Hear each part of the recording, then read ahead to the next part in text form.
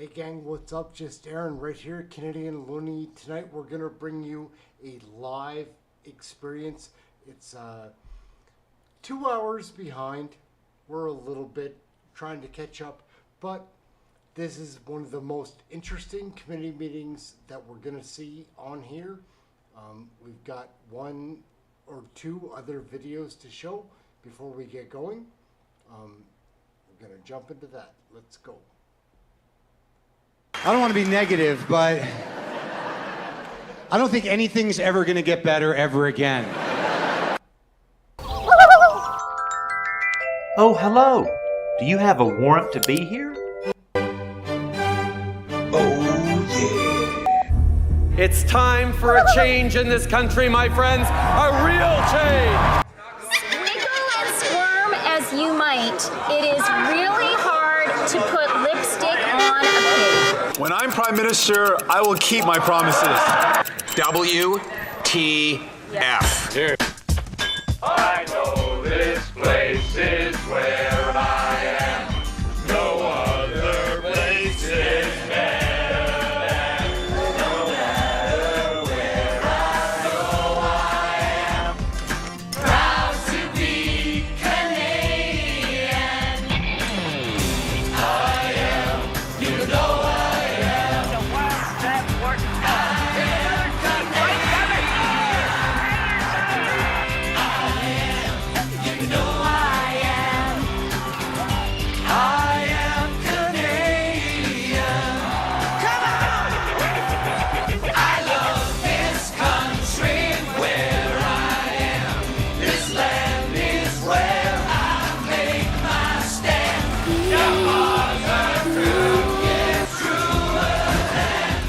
The one we call Canadian. Gentlemen, beam me aboard.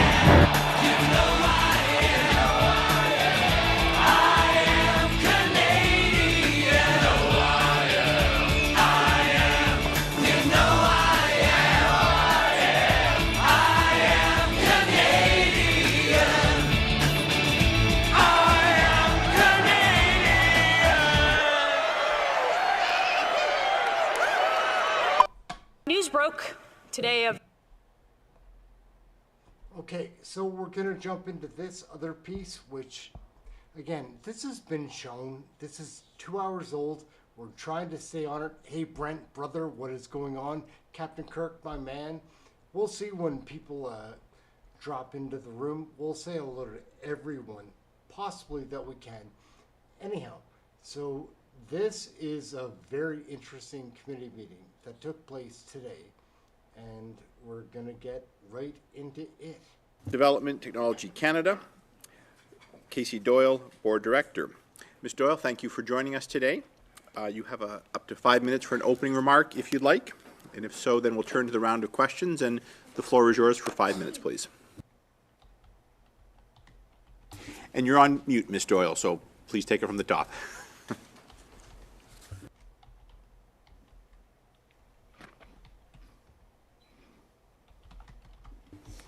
And the floor is yours, Ms. Doyle.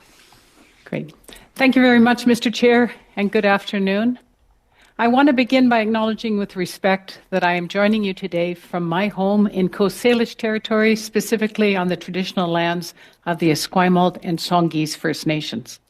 I am appearing before your committee today as a recently appointed member of the Board of Directors of STTC.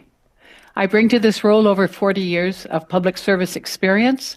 I have served as a Deputy Minister in the governments of British Columbia and Canada, and have since then acquired substantive experience in the governance of Crown agencies, serving on boards to that purpose for the provinces of Alberta and BC and the federal government. Over this time, I have served cabinet ministers across Canada's full political spectrum. Alongside former Deputy Ministers Paul Booth and Marta Morgan, I was appointed to the board on June 4th for a term of 1 year. Our small board structure aligns with a specific mandate to implement the recommendations of the Auditor General report on STTC, implement the Minister's direction to restart funding for Canadian clean technology companies, both those previously approved for funding along with new applicants, and to transition SDTC programming and staff to the National Research Council. Our work is informed by the extensive and conclusive reviews conducted over the past year. The Auditor General's report of May 2024, the fact-finding review on employment practices by McCarthy Tétrault, and the Conflict of Interest and Ethics Commissioner's reports on 2 former board of directors. Our focus since day one has been to ensure strong executive oversight of all the Foundation's activities.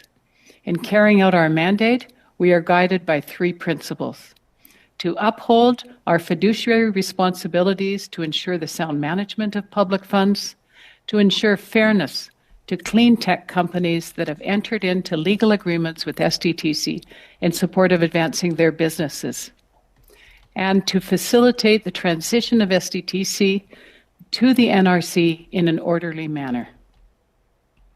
Our first focus has been on implementing the guidance from the Auditor General's report. Of the 11 recommendations for SDTC, 10 have now been implemented. An updated contribution agreement was part of this work to incorporate enhanced oversight and reporting processes as recommended and to reflect the transition underway. The recommendation still to be completed is number 6.29 in the report, and I quote, that SDTC should reassess projects approved during the audit period to ensure that they met the goal and objectives of the Sustainable Development Technology Fund and all its eligibility criteria. This reassessment is now underway using independent third parties that were recruited for their competence in this work, and their findings are being reported for final decision to our board. Our second mandate. Thank you so much, Robert. That's awesome. Welcome to the group. We've got a great chat room here. We have a good time learning about Canadian federal politics. It's a farce. To restart funding for those companies that hold agreements with SDTC is advancing. We will rely on the findings of the AG report itself and third-party assessments underway, as well as new quality assurance process put in place to confirm continued compliance before dispersing funds. I can say that we're getting close to releasing our first disbursements, with priority being accorded to those companies who have submitted their documentation and have been waiting the longest.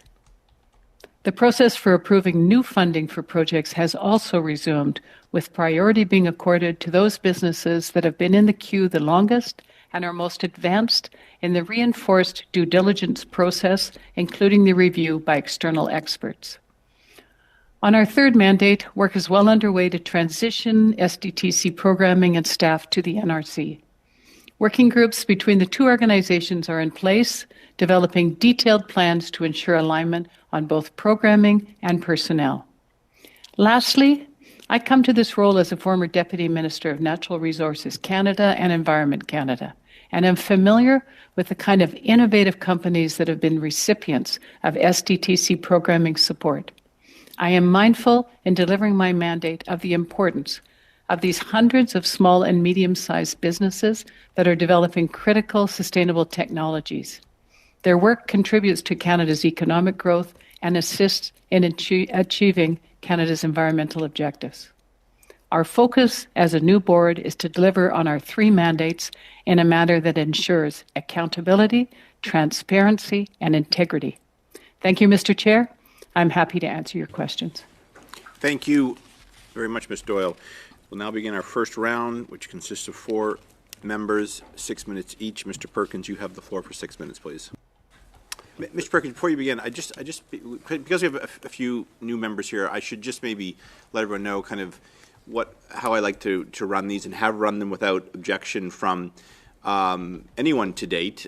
Should there be any need to change, we can take this into subcommittee at some point, but I try to let members ask questions to the end of their time. I begin to nudge as you get close to the time, but then I like our witnesses to give a full, concise answer that goes beyond the time. I think this has worked well both for this committee to hear fully from the witnesses. And just a reminder to members, should you interrupt your witness, the witness, with a follow-up after your time, I immediately stop the clock and move on. So it's meant to give the witnesses time to one last crack at bat, I suppose, and it's proven to work well. I've not heard any objections. So I just want to let members know that, particularly who are new here, that as you're timing down yourselves, that as you approach it, I do allow witnesses to complete a brief answer. So Mr. Perkins, and again, I will just flag that you have 6 minutes, not 6:10. 6 minutes to you, sir. Thank you. Thank you, Mr. Chair, and thank you, Ms. Doyle, for coming on this ongoing study into SDTC, as the public knows, at the $1 billion Liberal Green Slush Fund. So I'd like to start with a couple of basic questions, if I could, and thank you for your opening statement. You've just started to go through the process, or you're about to publish the first money, or restart the funding. You mentioned the contribution agreement has been revised. Could you please table with this committee the revised contribution agreement and the one that it replaced? Yes, we'd be happy to do that. Thanks. Thank you. The questions I have begin with the issue of the money you're about to give. You outlined that the longest that have been waiting in the queue is sort of how you're going to do the priority. Could I ask you, in that analysis, are you determining whether or not they are any one of the companies of the 82% of transactions that the Auditor General reviewed that were conflicted? And keeping in mind that that is an issue for Parliament, that are you taking that as a factor about whether or not they should be moved up the queue or considered as the investigation is ongoing? Thank you for that question. I'm getting a kind of a feedback from the room there. I should say that actually, the very first. Ms. Doyle, just hold on. Maybe we'll try to. I've stopped the clock here. You'll get a chance. So, is that better? Are you still picking up some audio feedback? No, it's more when I speak. Oh. Yeah. Mm-hmm. Well, why don't you proceed if you find that it is very disruptive? I will. And similarly for the interpreters, if you pick it up as well. So, Ms. Doyle, the floor is yours, please. Great. Thank you. I wanted to respond by saying that our very first priority for disbursements to our recipients are those companies that were found to have no conflict of interest or eligibility issues by the Auditor General. And so those will be the very first disbursements, but we are reviewing each project and going through this new disbursement assurance quality process before any payment will be made. Here, so out of that period, there were 226 transactions the Auditor General reviewed, but that period had over 400 transactions. Have you reviewed the other 400 transactions for the conflicts and also eliminated them from the application process at this stage?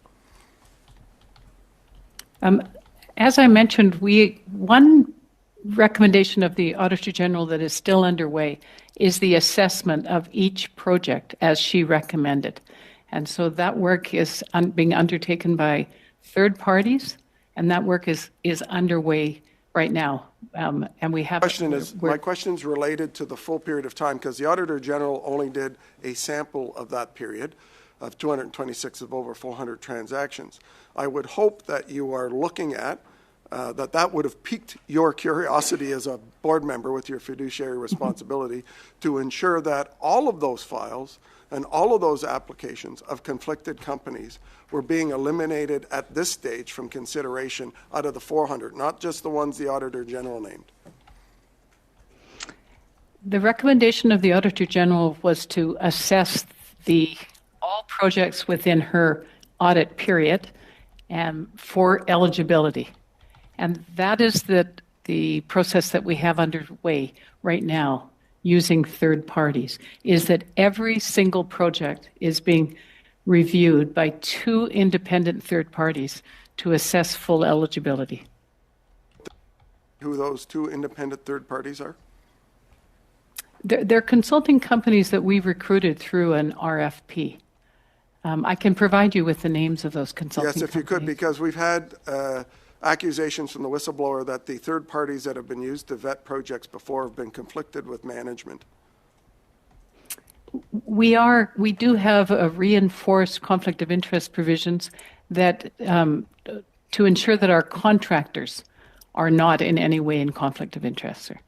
Have you met with the minister since you took over this role? I have not. Have any of the board members that you're aware of? No, not that I'm aware of. I believe none of us have met with. Have you met with and you've met with the president of the NRC in planning the transition? Yes, yes. Yeah. Okay. Prior to the freeze, SDTC published a regular update of every project since its inception that was funded on a spreadsheet that you could download from their website. When you restart funding, will you continue this practice?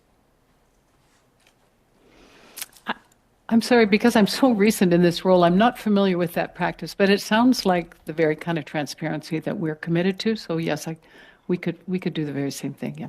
Okay. Who is the acting president of SDTC currently? We do not have an acting president, sir. We have an acting chief operating officer. And who is that?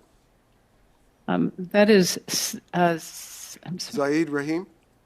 Zaid Rahim, yes. And is Zaid Rahim operating full-time in that job right now? Yes, he is operating full-time. Yes. Okay, because we've been trying to get him to appear before this committee, and he has been saying he's sick and can't appear. So that's good to know. We will make another attempt to have him appear. Sir, if I could just correct myself, he is on a medical leave. So who is right now? So who's doing the job? So our CFO, Cheryl. Yeah, pardon me. I just have to get Cheryl's. So your CFO is the acting operating. Yes, this is the acting COO. Okay, who's acting then in Mr. Rahim's role of VP of Investments? I'm sorry, I don't have the list of staff in front of me. Brian Scott is the acting is the acting VP of Investments. I'll come back to that in another round. Thank you very much. Up next, Ms. Khalid, you have the floor, please, for 6 minutes. Thank you, Chair, and thank you, Ms. Doyle, for appearing. Who isn't ready for a little Ikra Khalid on a Wednesday evening? Things were going fine. Let's see how little eyebrow monster does things. Woohoo! Point of order. Appearing before us today. Ms. Doyle, can I just ask, just as a start, how long have you been in this role? It's just over 4 months. We were appointed on June 4th, 2024. And when did you first apply for this role? I actually did not apply. I was contacted by an executive of ISED to ask if I'd have my name stand to be appointed to this board. And why did you accept this position? I accepted the position because I'm very familiar with SDTC in my former roles, and I believe in its mission. And I also felt that I could make a contribution. And I realize that you've had quite an extensive resume, but do you want to walk through what your qualifications are that makes you qualified for taking on this very significant role? Yeah, thanks. As I mentioned, I've served as a Deputy Minister of Environment with the Government of British Columbia. I worked as the Associate Deputy Minister with Environment Canada and the Deputy Minister of Natural Resources Canada. I also served as Canada's Consul General in the Silicon Valley, where I worked with, technology companies, Canadian technology companies. Since leaving the public service, I have served on a number of Crown boards with the Alberta Energy Regulator, with BC Housing in British Columbia, Canada Energy Regulator. So I've had a fair amount of governance experience in Crowns, as well as volunteer organizations, actually. And specifically, do you want to talk about any of that governance experience that you've had? Because I know that that is quite integral to the role that you're going to play here. Yes, I worked I was appointed to chair the Canada Energy Regulator and was in that role for 5 years prior to coming here. So my governance experience, and when I was a deputy minister, I worked with a number of crowns, including STTC, in fact, on governance and the work between the government and crown agencies. Thank you so much for sharing that. I appreciate it. Now, why do you think that the NRC is best suited to be that transition for what SDT's role has been, and why do you think it would be better for NRC out of all the government departments to take over this? Well, it has a very long history of working with industrial sectors across the country, particularly in the area of innovation and bringing on new innovative companies. So I think it has deep expertise in technology and, of course, in science. It's the National Research Council. So particularly the IRAP program, it seems like a very good fit for the programming of SDTC. Thank you. Now, I know the NRC and the PCO, they have previously testified at our committee saying that SDTC is working off expedited timelines in the transition that we are all trying to get to, and that transition is going well. How are you working with the NRC to ensure that transition is happening in a timely fashion, and what are some of the challenges that you may be facing with that transition? Well, one area that I've been particularly involved in is the transitioning the programming from SDTC to NRC. So we hold hundreds of agreements with individual companies, and our goal is to ensure a seamless transition of those contracts between SDTC and the companies to NRC and the companies, as well as the intake of new applications. It's our intent to try to do this in a way that has the least impact on those that we serve, which are clean tech companies in Canada. So that's been, there's a fair, and it is being undertaken in an accelerated fashion. And so we just want to ensure that there's that the applications that we're building and ensuring a strong knowledge transfer between SDTC and NRC, and that work is going very well. Now, in your opening remarks, you talked about recommendations as provided by the Auditor General, and that 10 out of those 12 have been implemented. Can you expand on that a little bit? What does that actually mean? It's actually 10 of the 11. So there were 11 recommendations that the AG made that were specifically specifically targeted to SDTC. There's been a considerable amount of work in advance of our appointment that had been undertaken in creating, reinforced diligence process. In some cases, just ensuring that the documentation was as in-depth as the processes themselves. So that work has been done. As I mentioned, there's been work on a contribution agreement with ISED to strengthen the reporting and making more explicit the provisions around conflict of interest.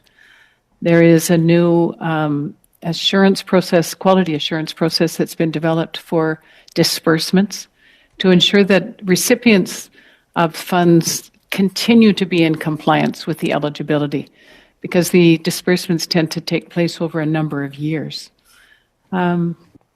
It's actually, and we did table with this committee back in June an outline, an action plan on how the recommendations were being implemented, and so that it's been considerable, the amount of work. I would also say there's been a new independent ethics advisor that has been appointed to ensure that, everyone in the organization is aware of their responsibilities when it comes to conflict of interest. Thank you very much.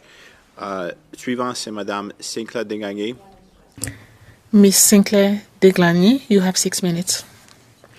Thank you, Chair. Thank you, Ms. Doyle, who is testifying today. I have a question for you. You mentioned in one of your answers. There is some good news. Some good news. We're not going to watch the block. We might watch digitally because he kind of flips out.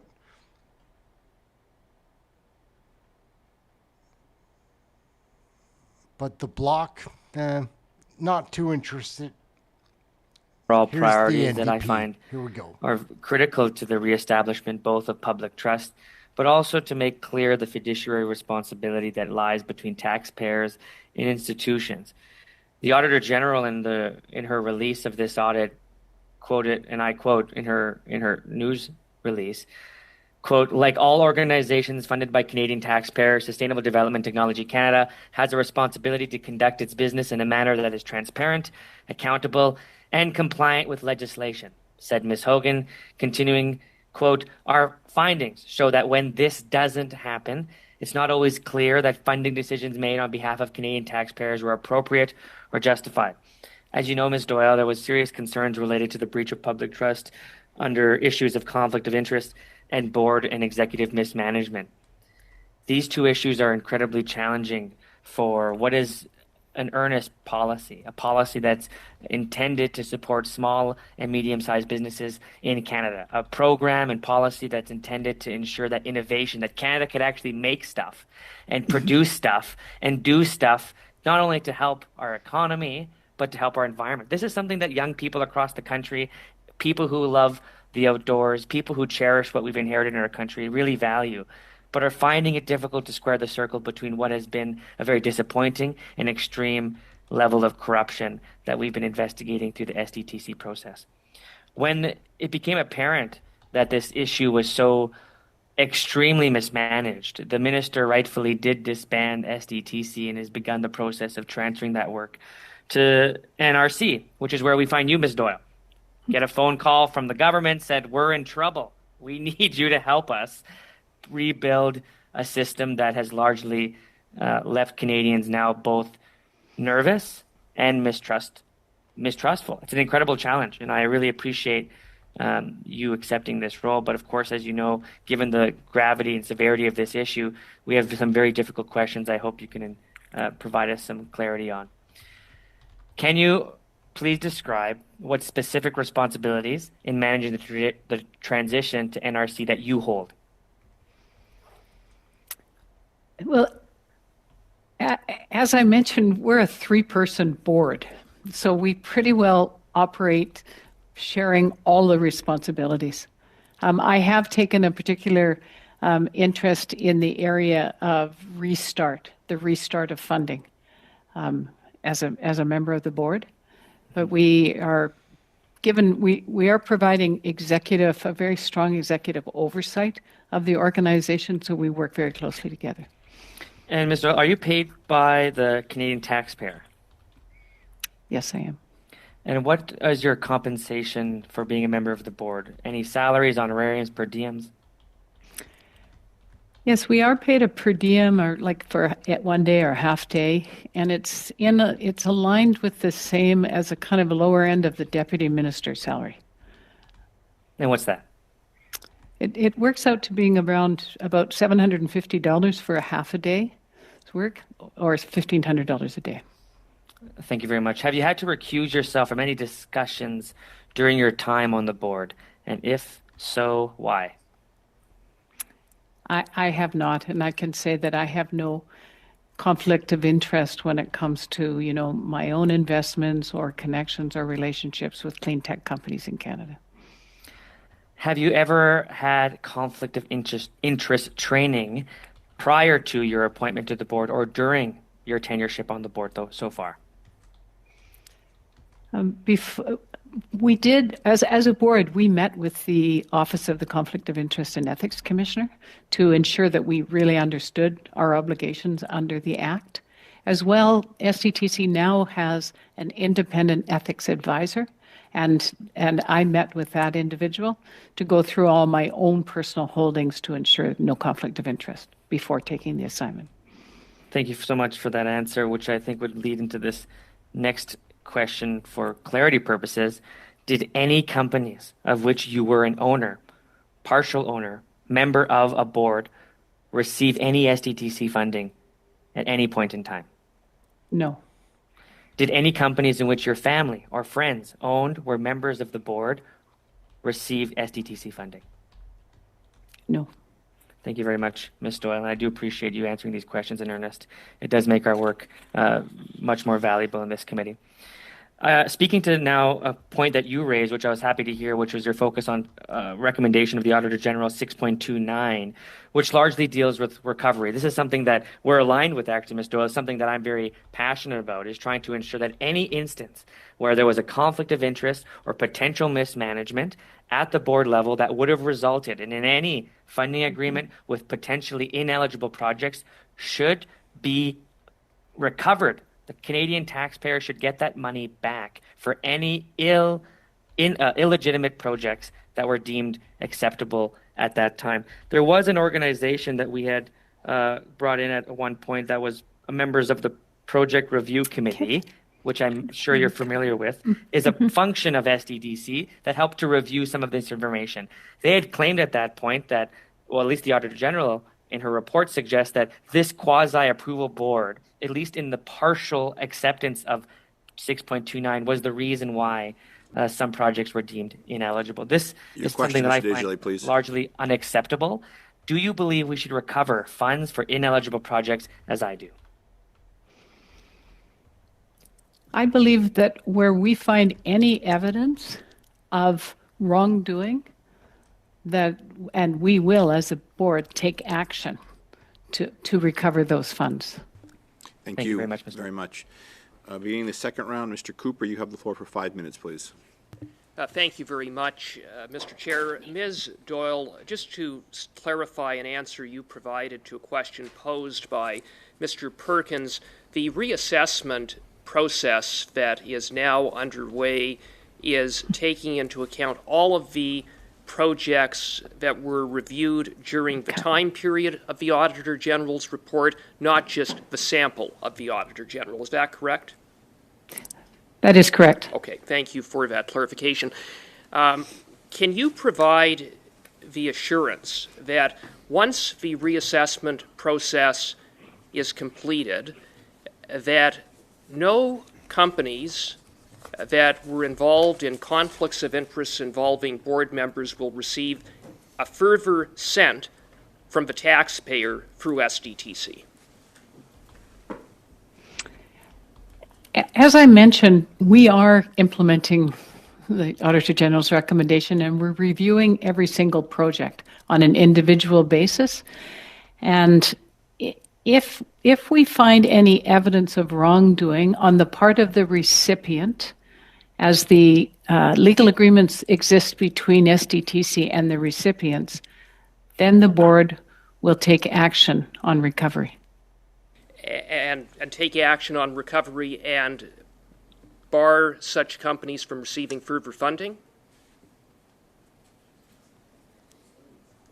Yes, I would imagine that if there was any finding of wrongdoing, that would disqualify them from future agreements with SDTC. Now, you spoke about a reinforced contribution agreement that is now in place. Pursuant to that reinforced contribution agreement, are there any projects that would now be eligible for funding that were ineligible under the previous contribution agreements but had nonetheless been approved by the former corrupt SDTC board? That might be the case. You know, the Act and the contribution agreement had not kept pace with changes in the technology space that we are focused on in clean tech. So there is a possibility with the new contribution agreement that, and it was recommended by the Auditor General that we clarify language around eligibility. That I would say is a possibility.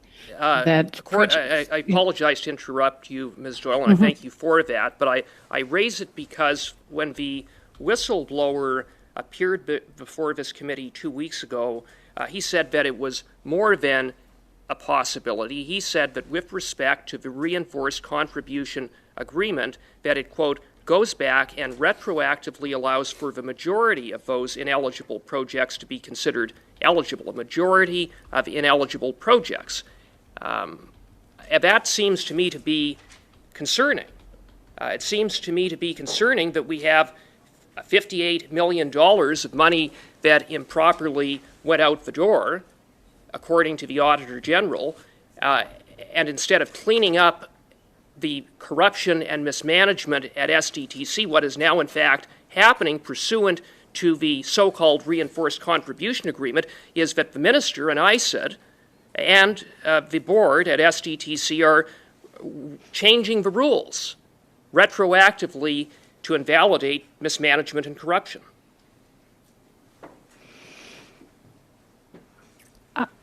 Right now, the process is underway to assess the eligibility, so I'm not sure how anyone could speak as the outcome of that process. But I can just give you one example that in the new contribution agreement, we now have much more clear definitions around the technology readiness levels. They hadn't been as clearly defined in the former contribution agreement, and that had posed a challenge around the Auditor General's review of what readiness level was a particular project when it came to its eligibility. So in some cases, the language is now much clearer, with clearer definitions of what we mean by the TRLs, as they refer to, technology readiness levels. Thank you. I'll move on to our next member. Ms. Yip, you have the floor for 5 minutes, please. Thank you. Thank you for coming on board, Ms. Doyle. How is SDTC implementing the Auditor General's recommendations? Well, there's a lot in the Auditor General's report, as I imagine you all know, and we did table an action plan here with this committee in June, outlining the intention around the implementation. But I think there has been the implementation of and determination of new processes, such as the quality assurance process related to disbursements. There has been new training of staff, or recent training and ongoing training of staff around their obligations when it comes to, for instance, conflict of interest. There's no new reporting that is in place. For instance, we at the board are provided with monthly reports of any conflict of interest that has been identified by the staff. So it's reporting, it's new processes in place, it's training. We have, as I mentioned, a new ethics advisor. There's a new way of recording the minutes of the board. So it's considerable, the level of implementation, and 10 of the 11 recommendations of the Auditor General's report have now been implemented. You mentioned an action plan. How is that progressing? And what are some of the actions in the plan? Yes, the action plan is now the action plan, we did table it here in June at this committee, and it is now, as I mentioned, except for the very large recommendation around the reassessment of eligibility of all the projects during the audit period, all the other recommendations have now been implemented. And it speaks to just really enhanced diligence, enhanced reporting, strengthened documentation, There's really quite a significant number of improvements that have been made to implement those recommendations. How do you see the transition into the NRC increasing oversight and accountability at SDTC? Well, it will be a different governance structure. You know, there will be the programming of SDTC will form part of the National Research Council.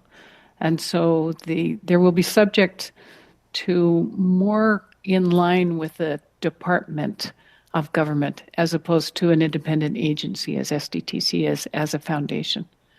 And therefore they'll be subject to, really the rules and the financial requirements of more along the lines of a line department. Were you given any instructor by the Minister of Innovation or ISED as part of this transition? We were given a formal mandate, which I referred to in my opening comments. That was provided to us in a letter from the minister.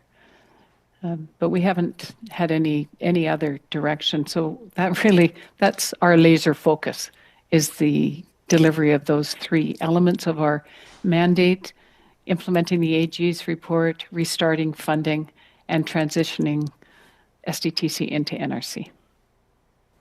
So did the renewed contribution agreement make this clear? Yes, it does. It allows us to operate in a way where we are in compliance during this transition period, and it clarifies in a number of instances, the reporting requirements, for instance, with to ISED. Has SDTC funding been unblocked yet? Is the board currently approving and dispersing funds? We are very close to issuing our first disbursements, but we have not yet started that process. But I would say that we are within just a matter of weeks now, after the board's been in place for 4 months. Yeah. If you have a very short question, or I can come back to you later. Well, why is there, in terms of the speed of the disbursement, is there a reason?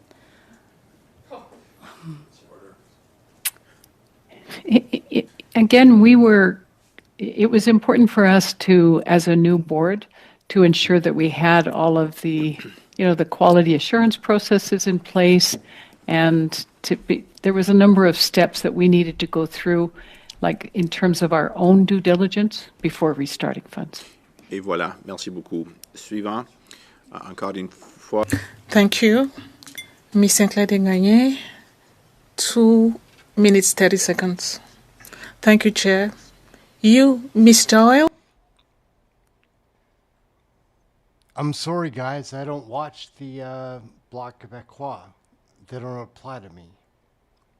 Committee So before these guys from multiple kinda do. audits that we're seeing a Somehow. lot of companies really suffering from an inability to recruit properly. This is Little something that I think is squirrel, quite serious. Bobby Lee. Because if we don't have these professionals within the public service, it leaves it to groups like GC Strategies that we had to deal with in the past, and I'm sure you're aware of, and the tremendous bleeding of public funds to these random private tiny firms that can manipulate the public system in order to get more funding. My preference, which I think is the preference of many Canadians, is to have good public servants that know how to do the job and aren't skimming off the top. That is what we need in order to make our country's public sector work more valuable, but also to deliver more value for dollar for taxpayers. That being said, since you took this role, have you spoken to the minister or the deputy minister in regards to his commitment to see employees at SDTC transfer to NRC? I have not spoken to the minister since taking this appointment. We have been in touch and spoken to representatives of ISED, the executive of ISED. And I agree with you, and the board agrees with you, that we want to retain the deep expertise that's been developed within SDTC around sustainable technologies. So that's something that we are committed to. Have they been offered jobs? The job offers have not yet come. We've had a number of, we had to start with the information exchange because, as you could imagine, the classifications and job titles, et cetera, are very different between SDTC and NRC. So that work has been ongoing, and we have a very good team we're working with at the NRC. And so I don't have a date of when the job offers will be made, but everything is kind of working towards that as an objective. Yeah. Thank you, Mr. Desjardins. You're right at the end. I'll add a little bit of time to your next round. Turning now to Mr. Brock, you have the floor for 5 minutes, please. Thank you, Chair, and good afternoon, Ms. Doyle. Thank you for your attendance. Minister Champagne on June the 4th, 2024, issued a press release, and I'm going to quote from that release. He said, effective immediately, SDTC will also resume funding under a reinforced contribution agreement with ISED for eligible projects in a sector vital to our country's economy and clean growth transition. In line with the Auditor General's findings, my department will enhance oversight and monitoring of funding during the transition period. Now, did I hear you correctly in stating that since your appointment in and around June of this year, you have not funded any projects as of date?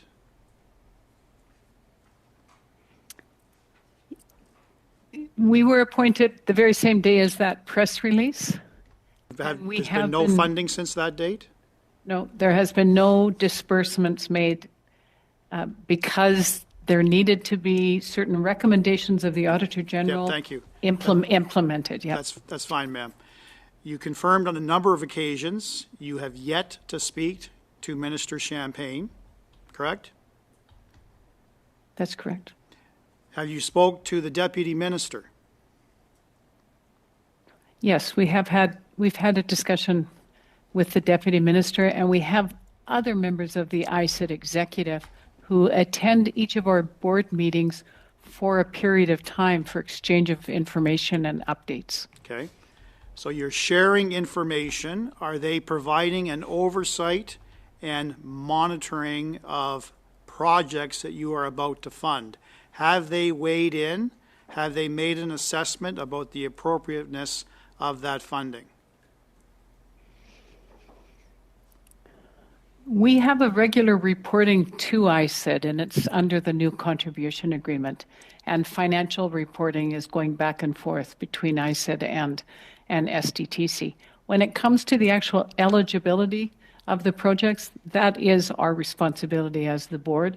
And so we've put this process in place, which I've referred to a number of times. Who are you talking to at ISED besides the Deputy Minister? We are speaking with the Assistant Deputy Minister and members of his team, I believe. Yes. Supply this committee with all those names? Yes, we could. You mentioned you're reporting to ISED. Do you know specifically who you are reporting to? We report in, and I mean, we don't, as a board, report. We're appointed by the minister and serve at the pleasure of the government, but we report. Our reporting goes in to the deputy minister. Yeah.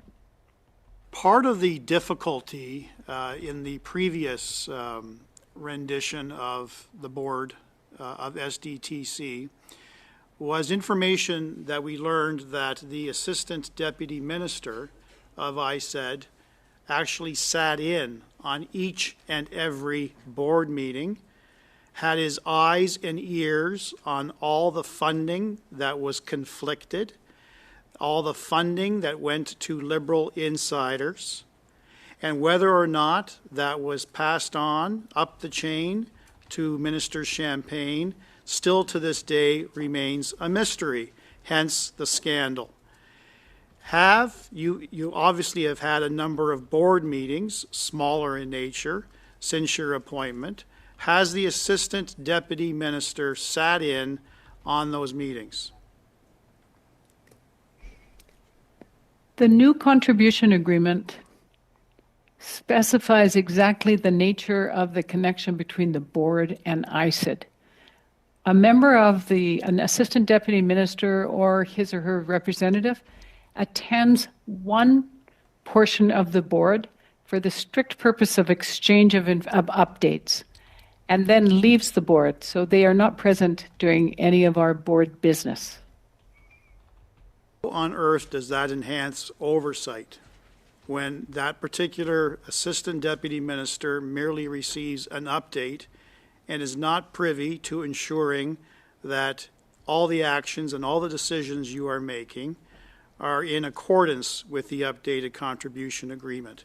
That was the whole purpose behind the old contribution agreement, that there would be some degree of oversight. Thank you, Mr. Brock. Am I hearing there's no oversight? Mr. Doyle, you have the floor, please. Yeah. The oversight is very well documented now in the new contribution agreement, and it is through a series of reporting. But as an independent agency, as specified under the Act, that the oversight is not done by having a member of the ISED as sitting in on the board, but rather through the regular reporting, both financial and program reporting, to the department. Thank you very much. Suivant, c'est M. Drouin pour 5 minutes, s'il vous plaît. Merci beaucoup. Thank you very much. Well, for appearing before this committee. I've noticed that you've obviously have extensive experience both serving in government and outside of government. I noticed that you were deputy minister at Natural. Hey, Lauren, what's up? Welcome to the chat room. This is one of the friendliest chat rooms I've found. Let's say hello to some of the people in the chat room just here in the middle. The people that are hanging out. Adam Louis, thank you for hanging out and participating in the chat. You're an interesting person. Harry Taint, always a pleasure. James Vahey, that red hash, I don't know about that. That's a party trick. It's pretty fun, though. JT87, what is up, brother? Captain Kirk, beam me up. Lauren, obviously, we started there. And Rory Kennedy, Yentas Bagels, what's up in Newfoundland? Back to the show. For resources, I think you mentioned that from 2006 to 2010. Just with regards to the contribution agreement and just in general, with your experience serving in government, when we talk about oversight, ISED's interest is whether or not the board is respecting the contribution agreement that you have signed, but not necessarily getting involved in the minutiae and day-to-day operations. Is that correct? Yes, I'd say that's correct. Okay, because I was just I was worried because I do have lots of organizations back home who. If I missed you, Harry Taint, I'm sorry. I always miss the Harry Taint. Have signed various different contribution agreements with various departments, and they would be quite concerned if the minister or political staff or the deputy minister was involved in their day-to-day operations. Obviously, there are reporting mechanisms. It doesn't mean that there is no oversight. It just means that the contribution agreement that you have signed with the said department, whether or not you are respecting that legal entente, if I can say that, with that said department, correct? Yes, I think that is the essence of the contribution agreement, is to ensure accountability to the government. Okay, and if you're not respecting that, obviously the department has to step in and say, hey, you said you were going to spend X, Y, Z on the particular mandate of the program or the funding agreement that we had signed, and you're not respecting that. Therefore, we will not repay you or not allow you to declare those particular expenses with our department. But I want to move on from that. Your mandate, the board's mandate, you said you're 3 board members. You have, what's the mandate of the board actually? Like 3, I know you've mentioned that you're currently looking at, through a third party, looking at current contribution agreements with those companies that were funded, but what else do you have to do within the mandate of that particular, the new board? The new board, the minister gave us a very defined mandate. It's three, and an appointment of 1 year, which is unusual in its brevity. So we have, our mandate is to implement the Auditor General's report, to restart funding, which had been put on pause, and thirdly, to ensure an orderly transition of the organization into the National Research Council. Okay. That's our mandate. Okay, and obviously there's been some concerns with conflict of interest, and I want to dive into that. The new contribution agreement that you've signed with ISED, how does it differ from the previous one with regards to conflict of interest? Because I know we talk about real, perceived, or potential conflicts of interest, and how are you as a board managing that? Well, it has been a fair amount of work in a new conflict of interest code within SDTC. We as a board receive monthly reports of any declaration of conflict of interest. We also, ISED, under the new contribution agreement, also receives regular reporting of any declaration of conflict of interest. There has been the appointment of a new ethics advisor at SDTC, and there has been training, quite extensive training that's been implemented. So I'd say there's been a much more robust conflict of interest regime in place. And that applies not only to staff, but also to contractors and anyone doing work for the foundation. And then some of my colleagues asked about your appointment, June 2024. There was a press release. 3 board members were appointed. You've talked about a third party being involved in terms of reviewing the current contribution agreements that are currently in place. When was that RFP given to that third party? Or when was that announced, the award of the third party for review? And I'm just trying to determine whether it's long. It was one of the AG's recommendation. It took us about 6 weeks, I think, and so it was sometime, I would say, in late July that the independent consultants were retained. Yeah. Okay, and is there an end time particular to that? To the fact that they need to complete all of the reviews that were listed in the particular RFP, or is this get to the bottom of this and take as long as you want? No, we do have our end time that we made a commitment in the action plan that the action plan to implement is the end of December 2024. Thank you. Is to have all of that review complete. Thank you very much, Ms. Doyle. Beginning our third round, Mr. Perkins, you have the floor for 5 minutes, please. Thank you, Mr. Chair. I just want to ask the witness, if I could, the SDTC had created something called accelerators. Are those companies that were accelerators, project reviews, still in place? Mm-hmm. Yeah, thanks for that question. No new applications will be considered under, and the accelerators came under a stream called the ecosystem funding stream. And so one decision the board has taken is to cease funding of the accelerators or under the ecosystem and to not accept any further applications.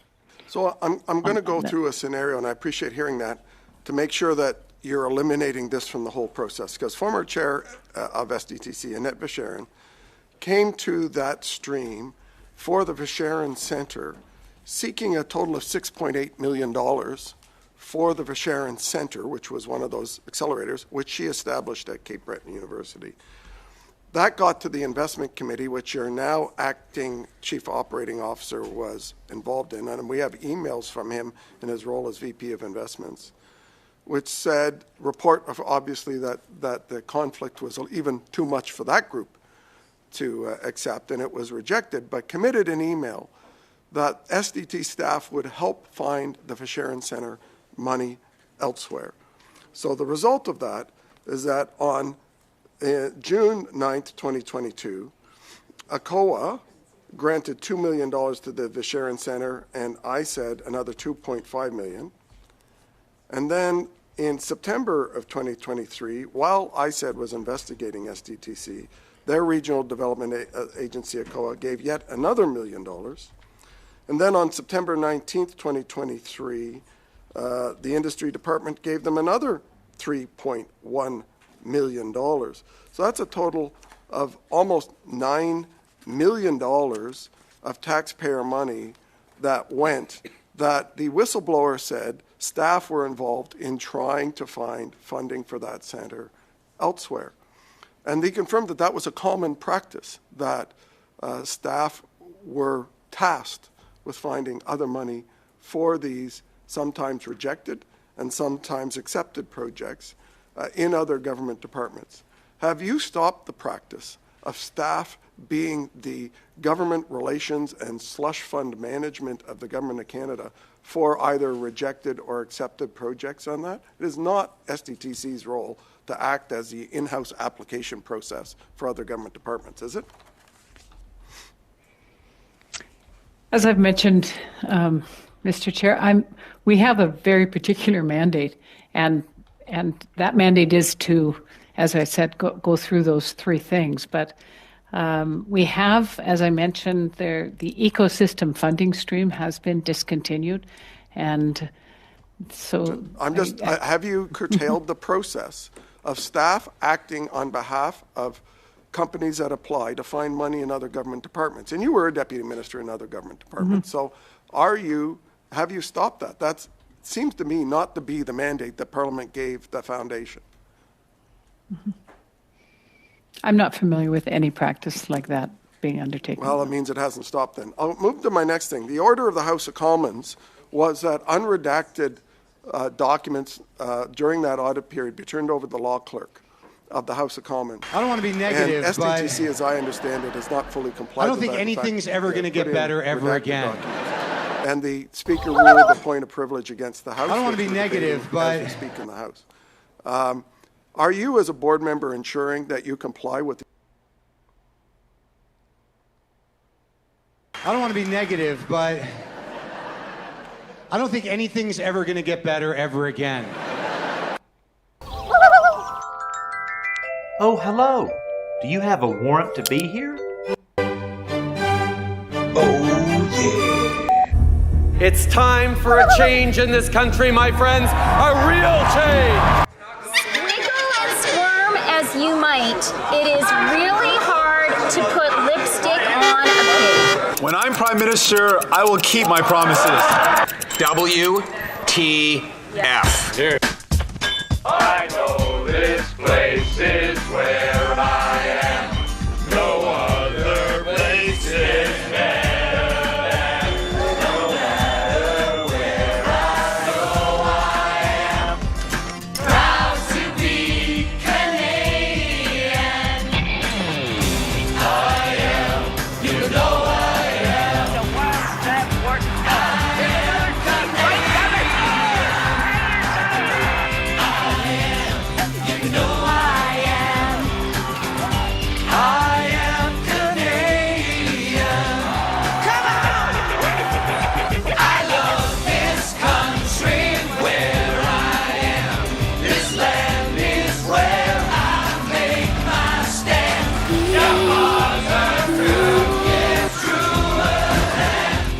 The one we call Canadian. Gentlemen, beam me aboard.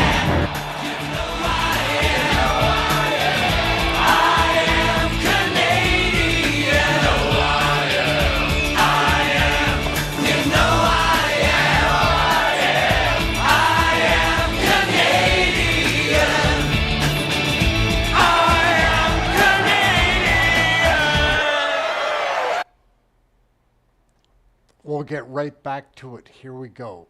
Oh, Lord. The order of the House of Commons to put unredacted documents into the law clerk? We had directed, and I'm quite certain that it was implemented, that all thousands and thousands of unredacted documents were provided to the law clerk. None of the documents that were provided by SDTC were redacted. But the full order, according to the law clerk, has not been complied with because not all the documents have come yet. Well, there were the That's in a documents letter that were from the law clerk to the speaker. Our own obligations, I believe, have been fulfilled. At SDTC, there were a number of other agencies that were involved. In fact, I think almost every part of government was covered by that request. Thank you very much. Up next is Mr. Erskine Smith. You have the floor for 5 minutes, please. Thanks very much. Thanks, Ms. Doyle. I just want to make sure we start with, so you've implemented 10 of the 12 recommendations.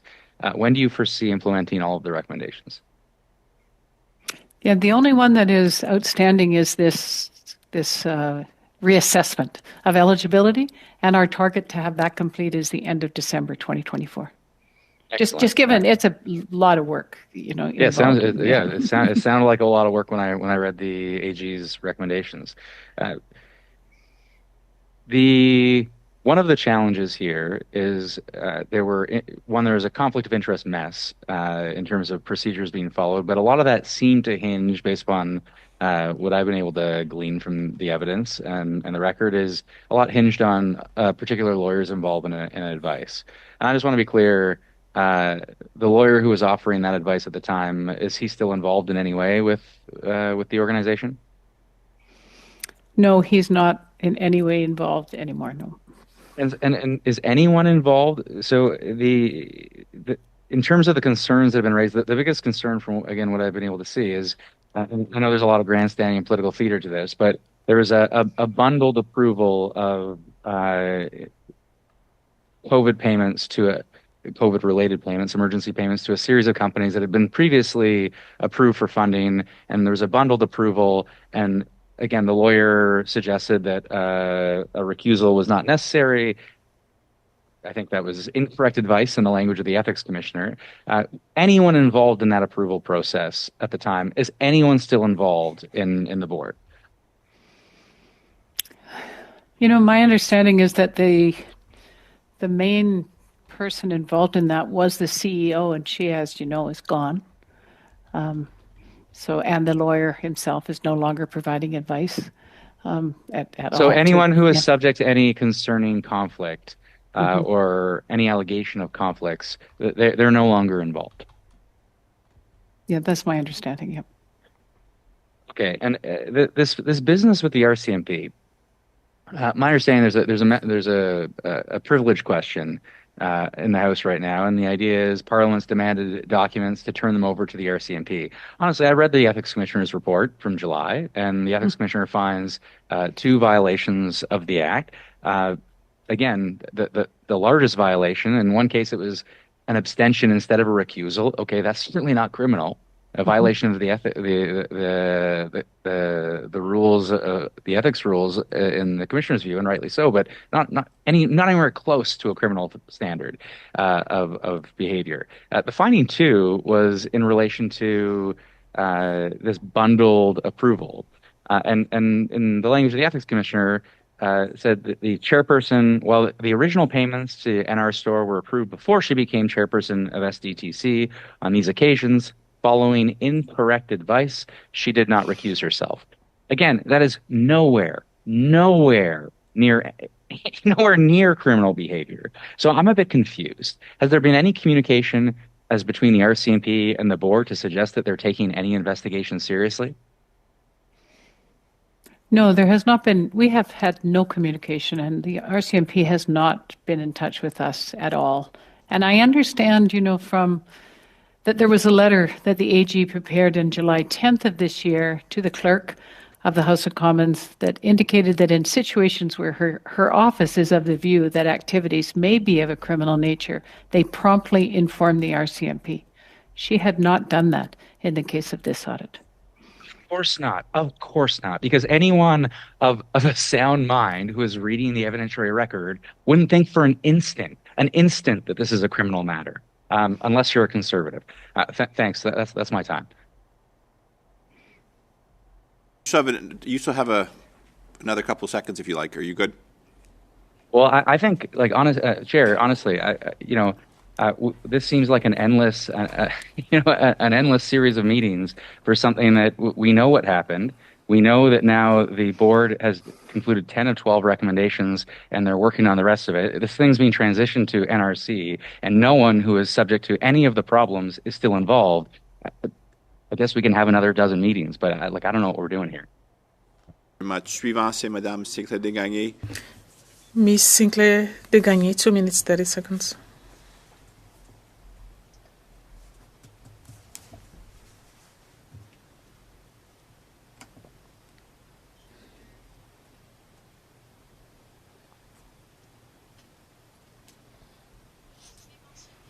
You stated that.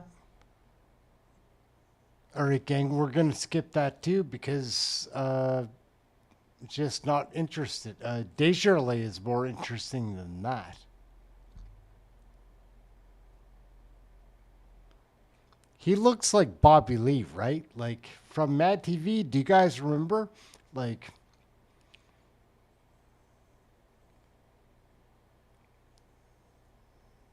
Here we go. 2.5 minutes. Thank you very much, Mr. Chair.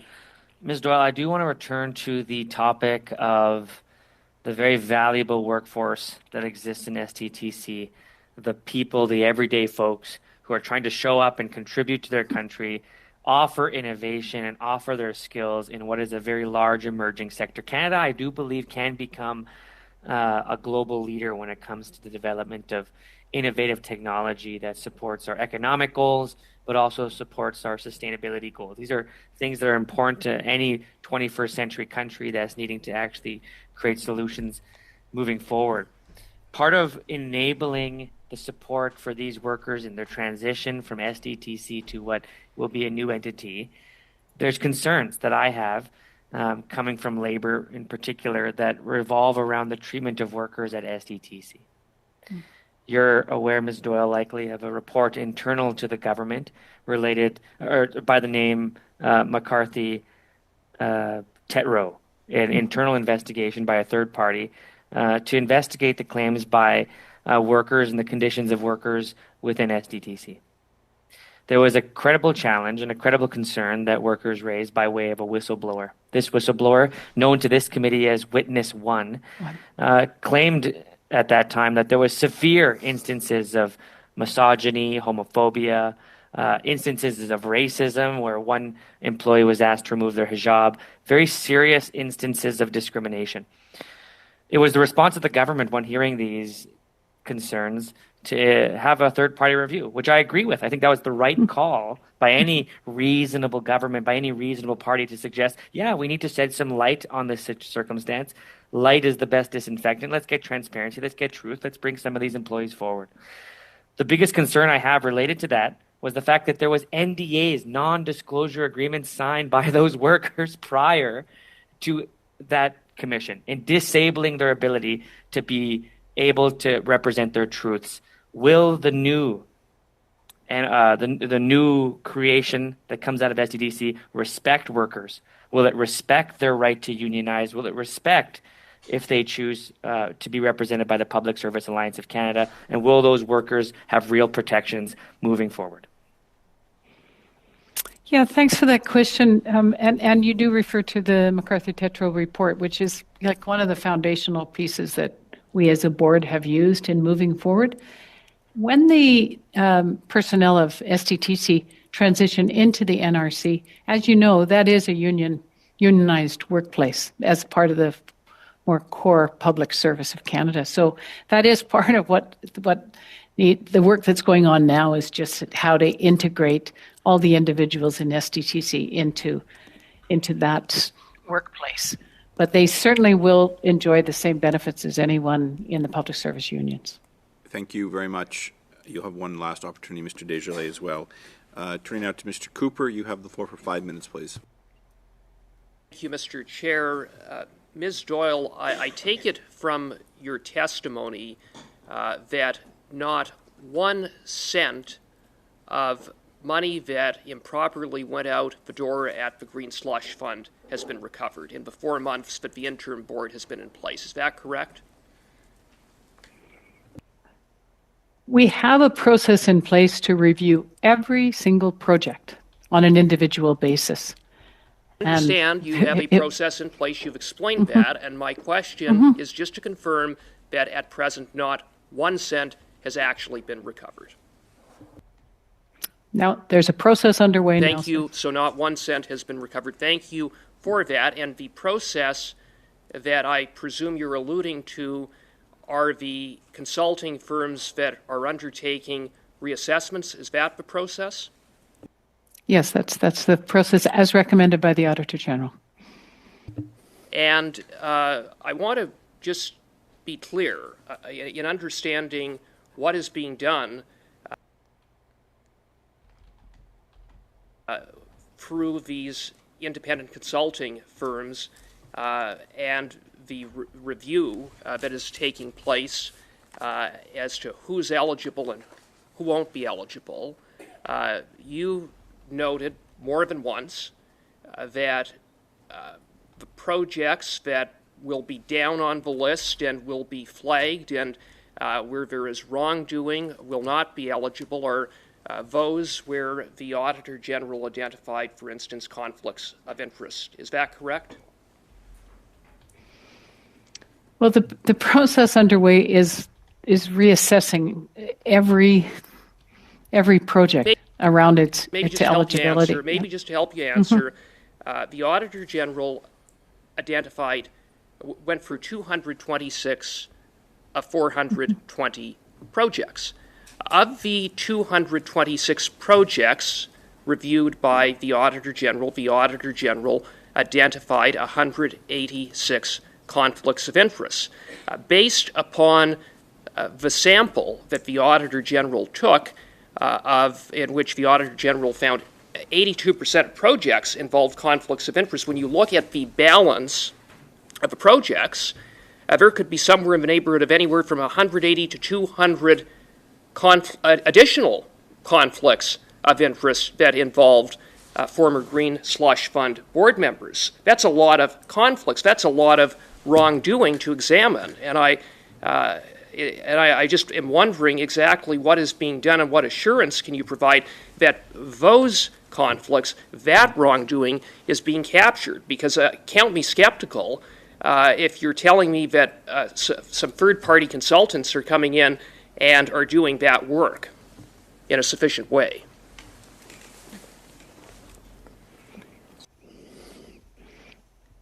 I can assure you that the process is well underway. We're using a number of different consultancies so that we can get this work done in an accelerated fashion, and that should and where there's any instance after each review of wrongdoing, we will take action.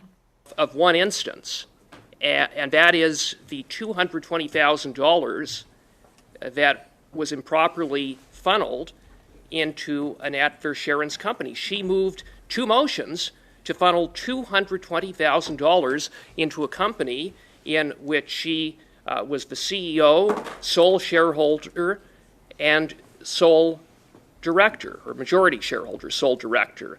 She has been found guilty of violating multiple sections of the Conflict of Interest Act. So there is a black and white case of wrongdoing that has been identified by the Auditor General. Has your process been initiated to recover those funds now that the Ethics Commissioner has issued a report? That is one of the projects that is under review now. That process is... What is there to review? What is there to be review? She has been found guilty by the Ethics Commissioner, so why is it, in the face of that, that the SDTC board is not immediately, through its process, taking steps to recover those funds that improperly went out the door and in a blatant conflict of interest? Yes, and I understand that she was also the subject of a conflict of interest in Ethics Commissioner's report. Thank you very much. Pardon me. Up next is Ms. Bradford. You have the floor for 5 minutes, please. Thank Ms. you, Bradford. Mr. Chair, and thank you so much, Ms. Doyle, for joining us today and giving us your testimony. So, just for clarification purposes, can you tell us how many different third-party? Start from the stop again. Just gentlemen, order, please. It's Ms. Bradford. You have the floor again, and it's 5 minutes from the top, if you like. Thank you, Mr. Chair. So, thank you, Ms. Doyle, for attending today and for your testimony. So, for clarification, can you clarify how many different third-party consultants are doing these reviews in order to expedite the process? I believe there are 3 consultancies that have been retained. Okay, and the aim is to have these completed by the end of December this year, is that correct? That is correct. And will you be able to share the results of the project reviews with this committee once available? Yes, I think we can make those available, yes. Okay. And it's subject to commercial confidentiality. Understood. That's always kind of yeah. Right. Now, would it be fair to say that the project reviews are happening before the former folding of the programming into the NRC so that the programming may start in a clean state once at the NRC? Our schedule would have that complete before the programming is integrated. That's correct. Yep. Okay. Now, when the SDTC is folded into the NRC, at that time, is it your understanding that funding decisions will very much function in the same way as other programs under the NRC, meaning decisions are no longer happening at the board level, but by public servants instead? That's my understanding. The NRC doesn't have a board. It's more integrated into the core public service. Right, so hence why you only have like a 1-year term, because the goal is to have this all wrapped up and folded into the NRC 1 year from when you were appointed, which was in June of this year, correct? That's correct. Now, you mentioned in earlier testimony that there are new conflict of interest rules. Who is developing that? Is that the new ethics, or who's developing those? They were developed, under the advisement of the ethics commissioner and with input from I'm sure from ISID. So they had been a number of those. The new code had been developed in advance of our appointment. And we also have, as I've said, now an independent ethics advisor who's providing regular advice to the board and organization. Now, you said that these conflict of interest rules apply to staff and contractors. Do they also apply to the board members? Yes, absolutely. Okay. I was wondering, have you been hearing from organizations and companies over the summer?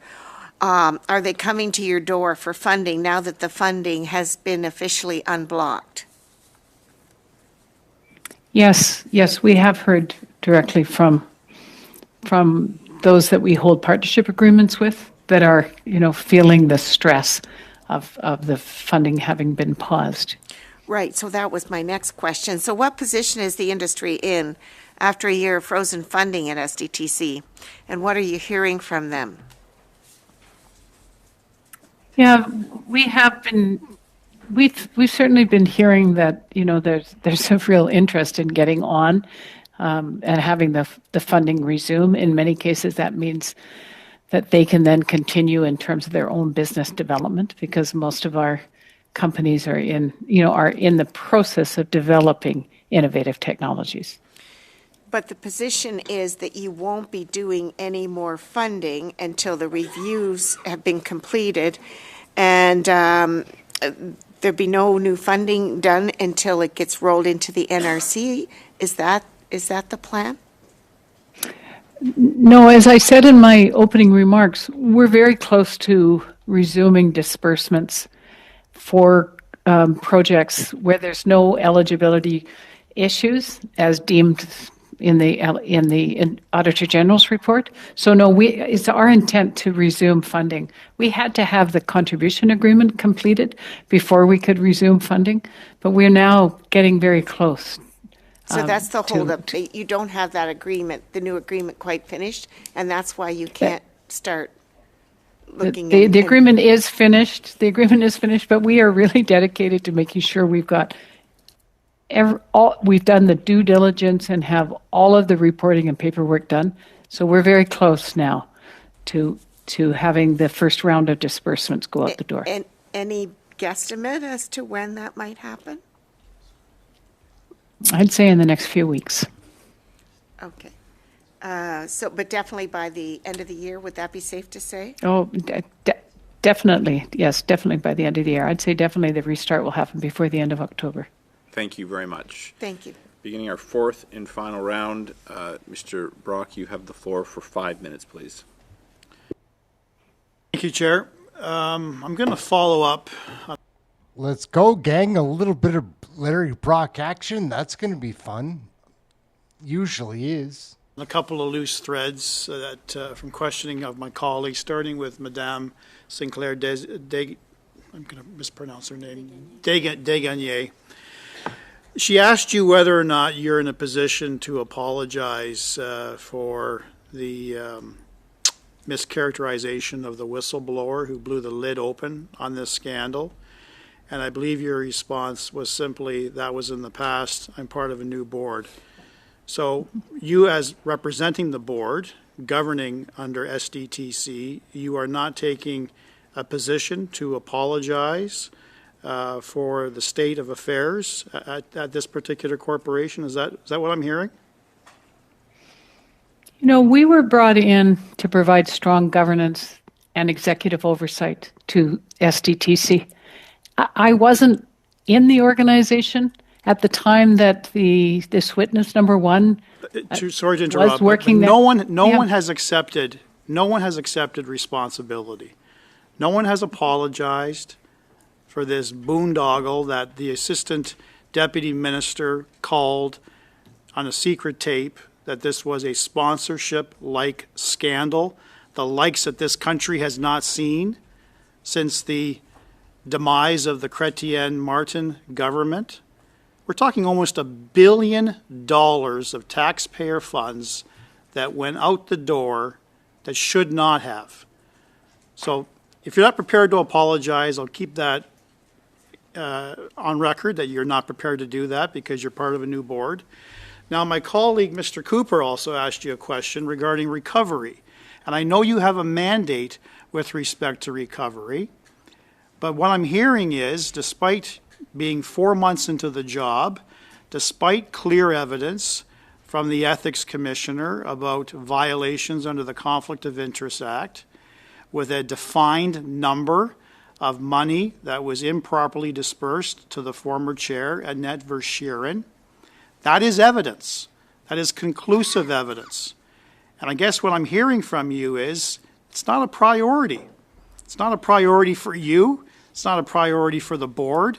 Certainly not a priority for this government. So what are you saying to taxpayers? Point of order, Mr. Chair.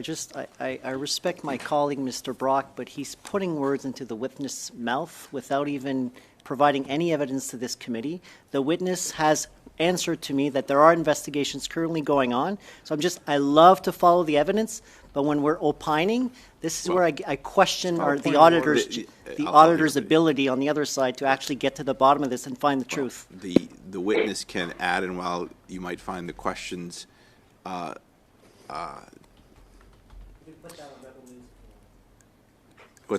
anyhow, Mr. Brock, I've stopped the clock.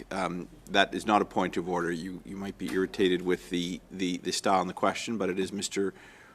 Brock's time, and the witness is Why don't you stop interrupting, gentlemen, so I can ask a and the witness How's that, Mr. is here to answer questions. Mr. Brock, you have the floor again, please. Thank you, Chair. And I apologize, ma'am, for the interruptions from the Liberal bench, but they don't like hearing tough questions.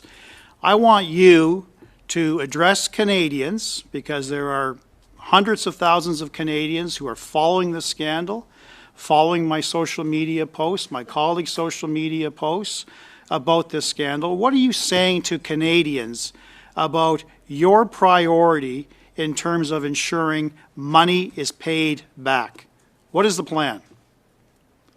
The plan is to implement the findings of the Auditor General's report of June 2024, and we are well advanced in that work. And that every recommendation has been implemented now except one, and that is we are now reviewing every single project on an individual basis as per her recommendation. And where there is any... Are you completely disregarding the findings of the Ethics Commissioner, who made a finding of 2 violations under the Conflict of Interest Act with a defined amount?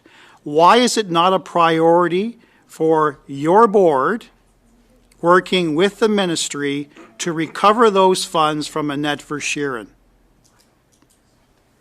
Why aren't you doing that? We are in a process right now. Doesn't say anything. Process is government speak for take our word for it. We are going to make this a priority when we get to it. You've had 4 months to do something about it. This is a priority for Canadians. It's not a priority to continue the funding. The priority is to get the money back, almost $1 billion of taxpayer funds. That's just not being recovered. No process to recover that. That's a real significant problem.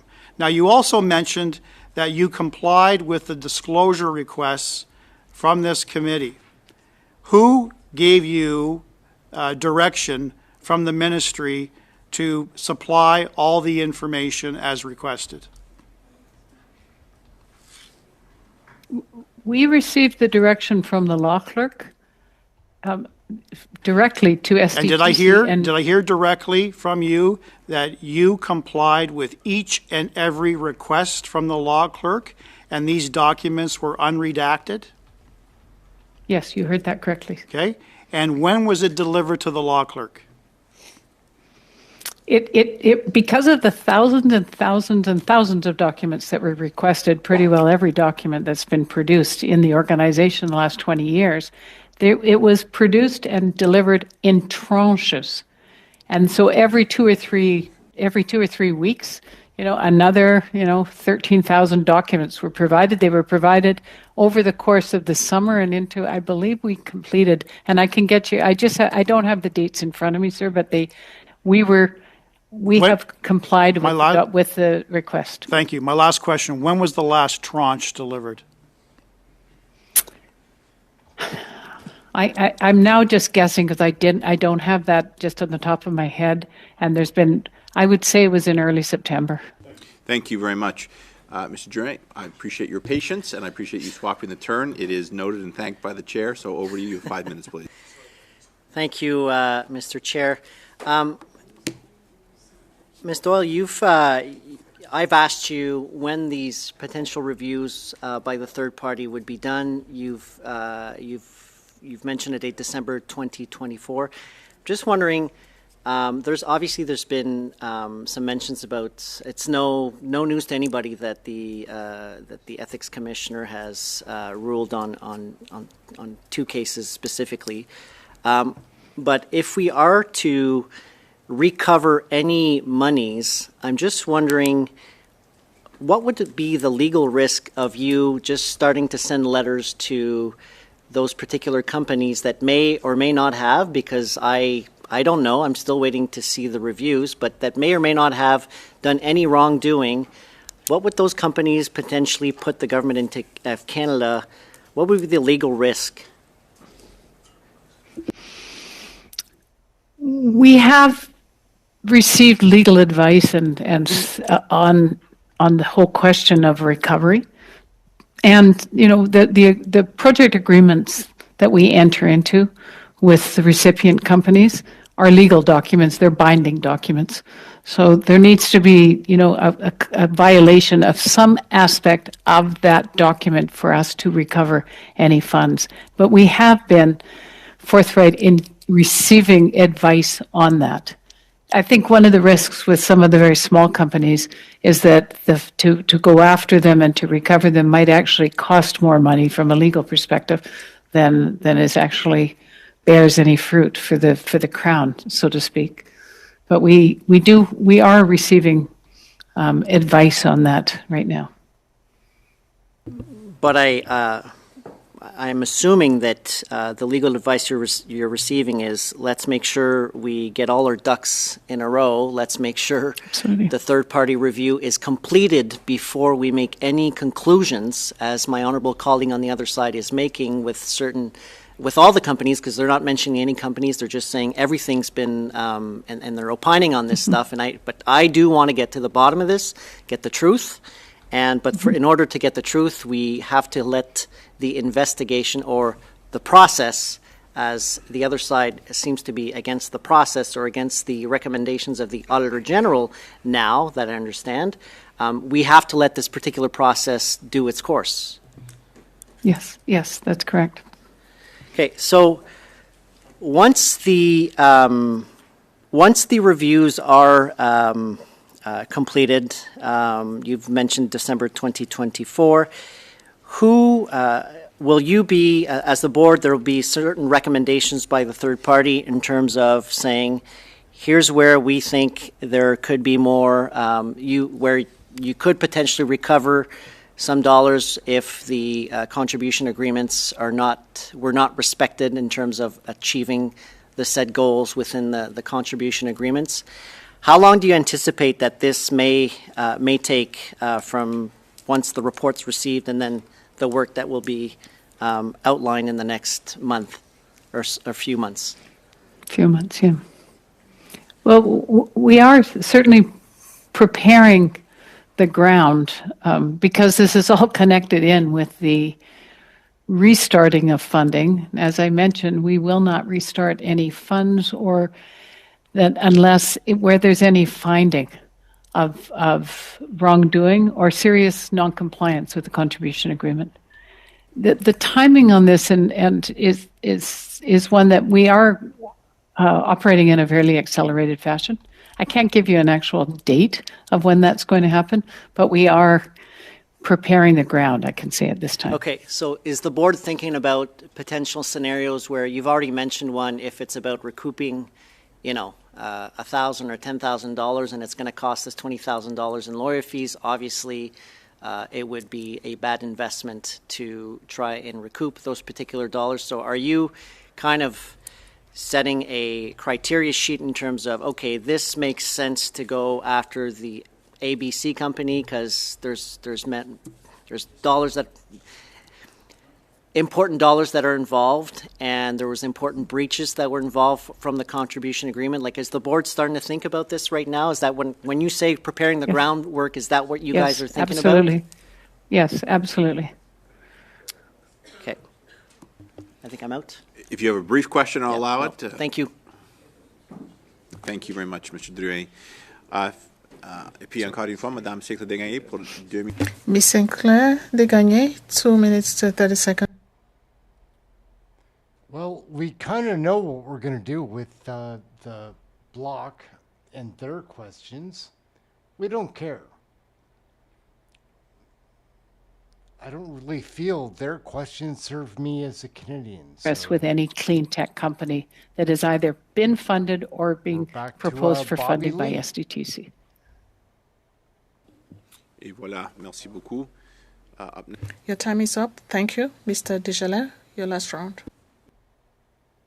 Thank you very much, Mr. Chair, and I do want to thank Ms. Doyle again for being present here. I do want to continue in relation to the Auditor General's report. We've spoken about 6.29, something I brought up in the very beginning of our discussion here today, what I believe to be an important process to recover funds. You've been asked several times by my colleagues about that process. I would request, if you may, throughout your continued review of that process, to regularly update this committee, if you can, in relationship to when those new criteria are actually implemented, so that we can review instances where potentially there could be some persons that are deemed ineligible under your new rubric, and those persons, of course, in my mind, should be subject to recovery for taxpayers. That's money that's owed. If they're not eligible, under the former process, and if they're still not eligible under the new one, we should know about it. Canadians should know that we're in the process of recovery. I want to move to 6.26, which was another partial agree at that time by SDDC in relation to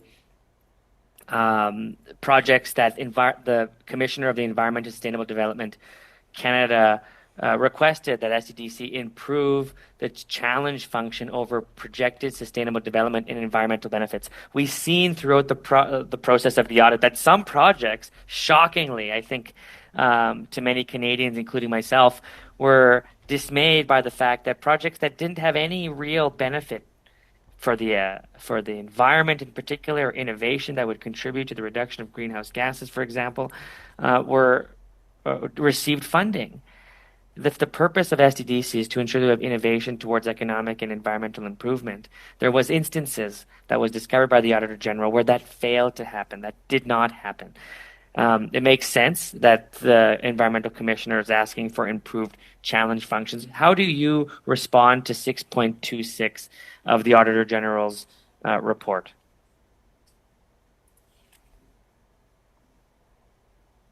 Oh, sorry, Ms. Doyle, you're just on mute. Yeah, I agree with you that this is a really important part of the mandate. And we, as part of 6.29 and the review of eligibility, one of the eligibility that is being verified are the environmental benefits of each project. And so I do know that there has been an improvement in the quantification of environmental benefits from projects under review. But I can assure you that under the eligibility review process underway now, that environmental benefits is one of the explicit eligibility that is being checked by 2 independent consultants. Thank you very much. Up next, Mr. Nader for 5 minutes, please. Thank you, Mr. Chair, and through you, thank you to Ms. Doyle for joining us this afternoon. I want to start off with a bit of a request. Would you be willing to share with this committee copies of the minutes of all board meetings and investment committee meetings for the audit period from March 1st, 2019, right up to today? Is that something you could provide this committee with? Yes, and I understand that those have already been provided under the production of papers request, like all of the minutes, because we're going back now to 2017, sir. But just to interrupt, thank you. But I'm asking directly to this committee, not directly to this committee. Yeah, to this committee. Commit to do that within a reasonable time period, which the chair and the clerk could work that out. A second thing I wanted to follow up on, it's been mentioned a few times, the non-disclosure agreements which current and former employees have been required to sign. Is this something that you would be willing to withdraw those NDAs and allow all current and past employees to speak freely? Is that something you as a board member would be willing to undertake? You know, we have a very specific mandate that's been provided to us as kind of on this transitionary period. So I would take that under advisement. I can't make any commitment on that right now, and I'm not sure that it is appropriate. Some of those NDAs were entered into because of a particular severance on the departure of employees from SDTC. That's my understanding in the past. So I think I would have to open up the whole thing, but I can't make that undertaking right now. So I will leave that point for now, but I do know we have other directors who are coming, and I think this is an issue that you as a board member will have to deal with, and I think it is something that would be in the interest of transparency, that those who have been eager to speak but unable to do so because of these NDAs which SDTC have placed on them have been unable to do so. So I will come back to that, but I think you should be strongly considering that. I want to move on quickly to this review of the projects that's being undertaken. In response to a question from Ms. Bradford, you did say that you would provide this committee with that information, but then you made a bit of a caveat, subject to certain commercial confidentiality. Now, you have served as a deputy minister of a federal department, so you, I'm sure, are aware that committees can request any information without limitations. You are aware of that, right?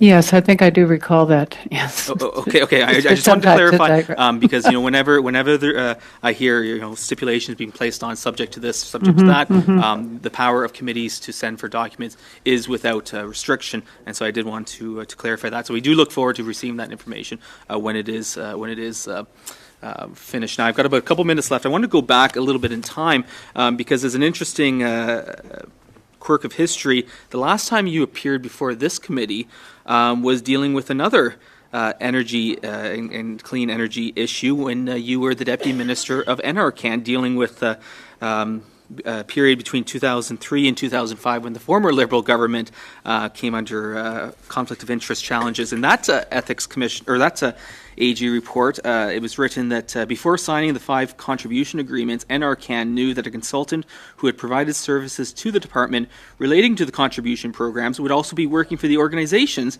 that received NRCan funding under these programs. In our view, the AG's view, this is a conflict of interest that NRCan did not identify. Payments totaling about $3.2 million that NRCan made under the contribution agreement with CEEA Transport were not in accordance with the terms and conditions of this agreement. Now, granted, you were not the Deputy Minister at the time that Liberal government was undertaking this program, but you were the Deputy Minister when the audit came out. I'm just looking at these 2 AG reports, looking at these conflicts of interest. Why is it, Ms. Doyle, that SDTC was able to operate under such terrible conflict of interest challenges when we've seen these challenges happening before with a former Liberal government? Why did this happen once again? Liberals back in power going back to their old ways of allowing these conflict of interests to get back into the play of things. Money going to just take an opportunity now to say a couple of people. Mofo, what is going on? Kenzie Kraken, thank you for joining us. We've got Canada RV, second time today. Triple R, good to see you. Adam Louise, I know we said hello earlier. I'm not sure if we agree on everything, but let's watch some more of the politics and find out where we stand. Friends going to those who are in conflicts of interest. Why did this happen? From your expert view. Well, let me just say that you've got a very good memory, or somebody who's a good researcher, because that is exactly when the last time I was back in front of this committee. And at the time it was, I can only say that it was in one of the research labs. It was an individual in a research lab that didn't really have any kind of a political affiliation from what I can recall. Thank you very much. And our final member, Ms. Khalid, you have the floor for 5 minutes, please. Thank you. Oh, good. Everybody, this is how we're going to wrap up. Ikra Khalid, how would you rather wrap up your evening than having your ears stuffed with the BS that she's going to cram into here now? Again, I've watched too much politics, over the last year, and Ikra Khalid is right up there on a list of people that, if they knew what that list was about, they wouldn't want to be on it. Very much, Mr. Chair, and thank you again, Ms. Doyle. You've been here for a long time, and I really appreciate your patience and your calmness in answering all of our questions. We really do appreciate it. My understanding is that you have appeared during the former Prime Minister Stephen Harper's time, and so I find it quite telling that all the opposition is trying to do is to find ways to link this to a Liberal government, any Liberal government that has been current or in the past.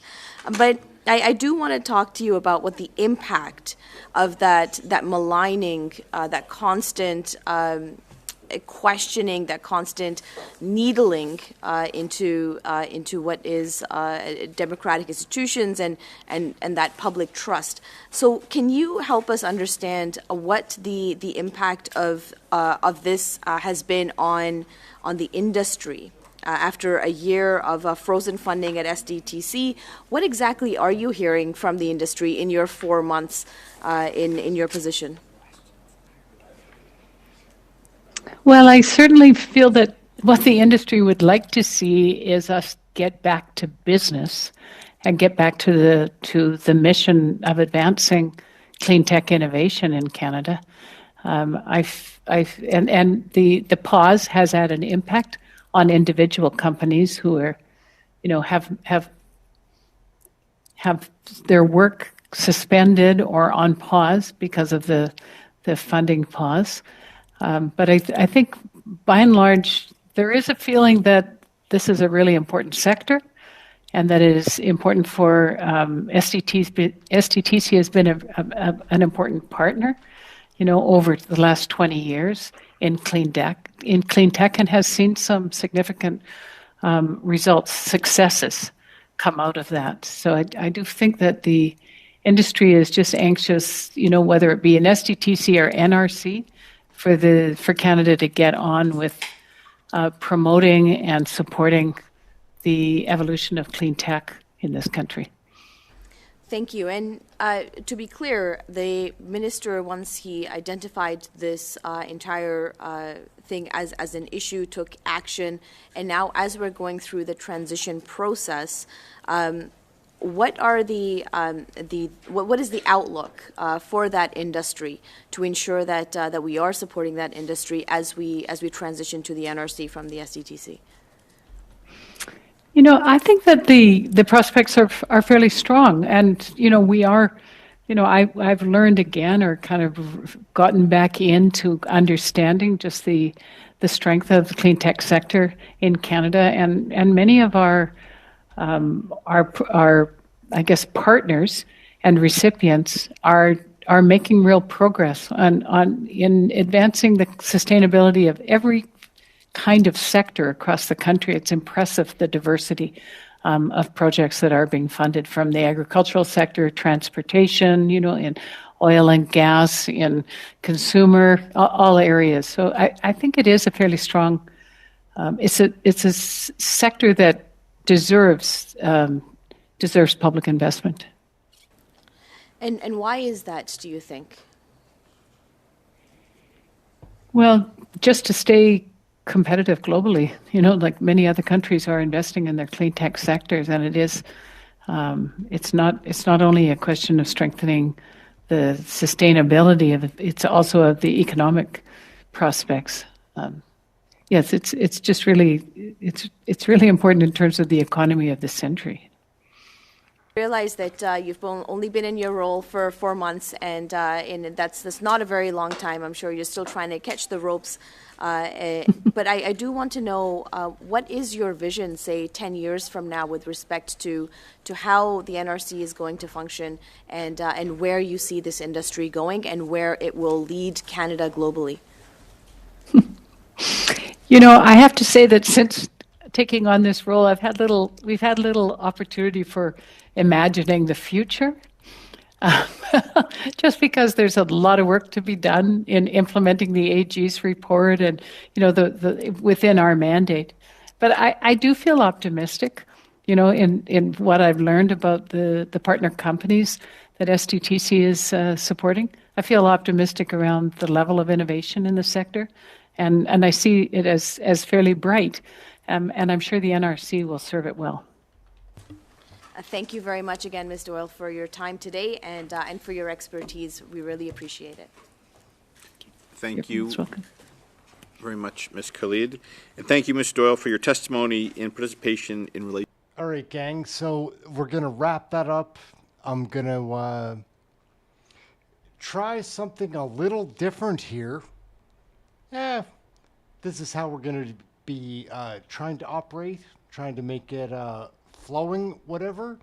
We're going to call our friend Rory from the chat and see if he's available for a quick call to see what he thinks about what we just witnessed. To know what other I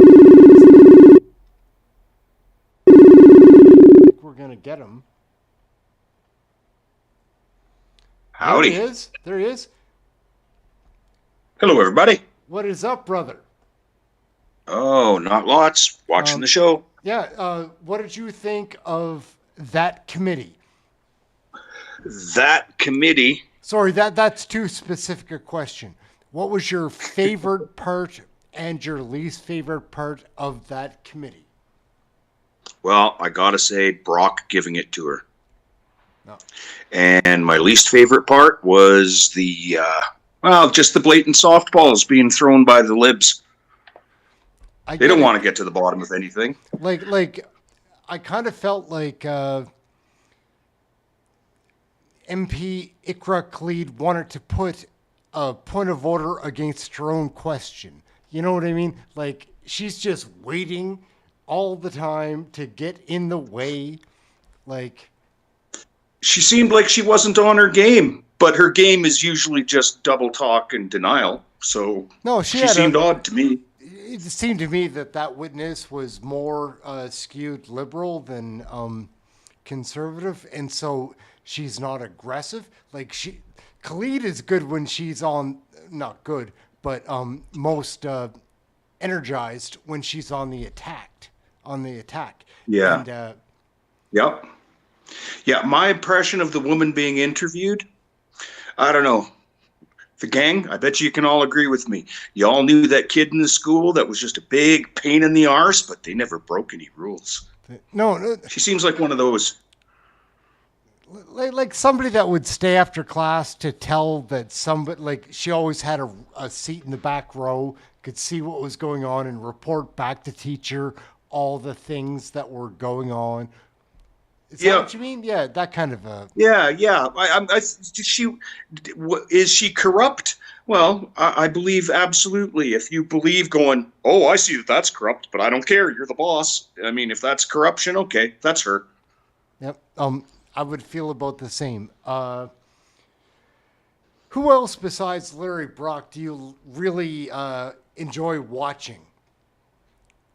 Because Larry Brock is one of my favorites, and I'll give you some names if it'll help. Like, there are some people that enjoy Rempel Garner. I like watching Cooper. And a lot of viewers enjoy watching her. I'm not sure yet. I love Michael Barrett just to watch him for entertainment value. Like, he's a shark in the tank. Michael Cooper, Garnet Genu, Michelle Ferrari is fun to watch. Melissa Lanchman. Yeah. On particular My mind issues. sticks with the superstars, right? Yeah. No, like Josraj Halan on particular issues is as good as they get. Who are some of do you have favorites or? No, I'm pretty, they're just politicians? I'm pretty neutral. I kind of watch it like I watch a WWE. Like, yeah, it's like, in a way, it's all kind of fake to me, but I do have my favorites of the year. Like, and it'll change after the next election. I'm sure I won't feel the same way as I feel about Pierre Poilievre once he's in charge, because then he's you mentioned WWE. I mean, come on. Sometimes you cheer for the bad guy, right? No, and sometimes you do, but these days it would seem that there is a pretty strong consensus that the crowd doesn't really appreciate the bad guy anymore, which would be our current government or something. Like, and they used to be the good guys, remember? Like, yeah, you can only hear the exact same lines so many times before you're like, okay, 8 out of 10 families get more back in the carbon rebate than they pay. Come on. Yeah. I mean, and exactly. You show me, because I believe that the people that watch my show aren't coming from the upper echelon of incomes. Right. So, like, mostly like regular people like us. And you show me, because I've put it in the polls many times, like, do you get more in your carbon and a couple of people have answered honestly and said, yes, I do okay on the rebate, but it's not 8 out of 10. I think. I've never received a. I think you've got to be in a pretty weird tax bracket to benefit from that, anyways. But they always say, watch Wilkinson next time he's up there. He's going to say, like, don't you know that 8 out of 10 families get more money back from the carbon tax rebate than they pay? Oh my God. It's lunacy. Yeah. Lunacy.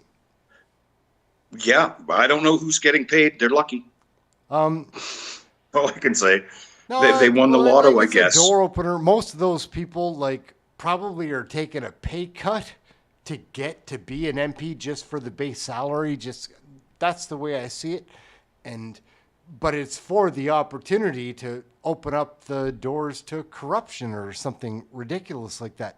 Hey, Cheryl Sanders. Sorry, just one moment. Cheryl Sanders, thank you so much for joining up. That's awesome. Welcome to the group. Can't type right now. I'm in the middle of chatting to my buddy Rory, but thank you for coming aboard. Welcome aboard. Yeah, welcome aboard. Tinfoil hat, good to see you. It's hard to focus on the chat when chatting. I have no idea what's going on in the chat. No. It just in this other part of the screen I can see it going by. Anyhow, what do you prefer, Rory? Do you prefer question period or committee videos that are really interesting, or the best parts of the House of Commons? I don't know. Some days each of them are great. Some days they're crap. It depends on the day. Yeah. Got to go through them and see. Like I find that question period is good, and once in a while you'll get an interesting real debate that goes back and forth for 8 minutes, but at least in a committee there is that period of time that it's kind of one-on-one or with the chair. So I like that part, but there's so many of those go on, man. There's 10 of them a day. Oh, I know. The truth is, it took me a long time to figure out the difference between question period and committee. When you hear the same thing all the time, it kind of gets a little muddled. Why do you think they don't show committee on television ever? You'll never see clips from committee on television. Just saying. It's weird because you do see question period clips all the time. I think that this is my guess, is that somebody maybe 15 years ago made the mistake and said, no, we're going to allow committees to be broadcasted, and didn't know how accessible it would be. They don't want us knowing this information, right? That's absolute truth. We used to have a television station devoted to Canadian politics at one point. Yeah, and where'd that go? It was called Cpac. Right. Channel 2 or 3 on cable, in most of the cities across the country, or maybe Channel 4. And, but now that's just gone. They don't want us knowing. Yep. Anyways, but go ahead. We're knowing now. We're catching on. Anyways, Rory, I did want to get you on here live. We did have a chance, group, just so everybody knows, to introduce Rory to the core of the gang earlier, and that's great. He'll be one of the faces that regularly appear on here with Kirk and Sheila, Kenzie. There's a whole bunch of people. Mr. Pickles, obviously. Anyways, Rory, we're going to wrap it up. I'm going to go back to the other bit and just wrap up the show, and we'll see you back here tomorrow, I hope. Sounds good. Sure will. Okay. Do you have any sites to promote, or anybody you want to say hello to? Best wishes? Anything? Happy birthday? Anything to anybody? No. I got some good Canadian sites if anybody's interested in knowing. Do you have a place where they could go to find that? Do you have a Facebook page to promote or anything? No, I can just prattle off some names. How about this? We'll get you back on here and just chat more, and that's how we're going to promote your thoughts. Sure. All right. Sounds good to me. Sounds Rory, good. Thank you so much for coming on. We're going to flip out. It's going to seem rude. I'm just going to hang up on you. That's fine. We're out. Bye, gang. Later, man. So everyone, that's our man Rory, one of the great people that we have in the chat room. So you see him, he's in here commenting, watching all the videos, seeing what is going on in our country. That is it. We're going to wrap up right here. We've got, we're going out on these ones.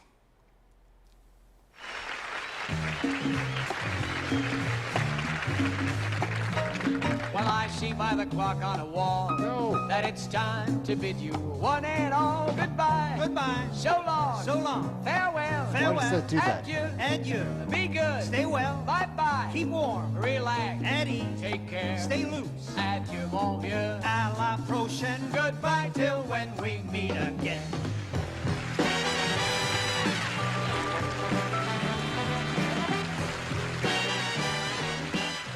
Hey, everyone, quiet down. There's a bulletin on TV. And now for this news flash. The worst blizzard in 50 years is approaching us at a great rate. The Weather Service reports that barometers are falling sharply. Oh no! Ah! You should do exercises. That's important to our good health. And friends, tomorrow we are going to be visiting with a fisherman who will tell us about his very enjoyable hobby. Now, I would like to see you all through our magic mirror. Romper bumper, stomper boo, tell me, do. Magic mirror, please tell me today, did all of my friends have fun at play? I see all of my friends in Alberta. It's nice to see you. And I see Dan and Vivian. I see Marlon and Mona. I see Catherine and Harley. I see Anne and Elizabeth and Jane. I see Bert and Nicole. I see Brent Persons. I see Canada RV. I see Cryptomania.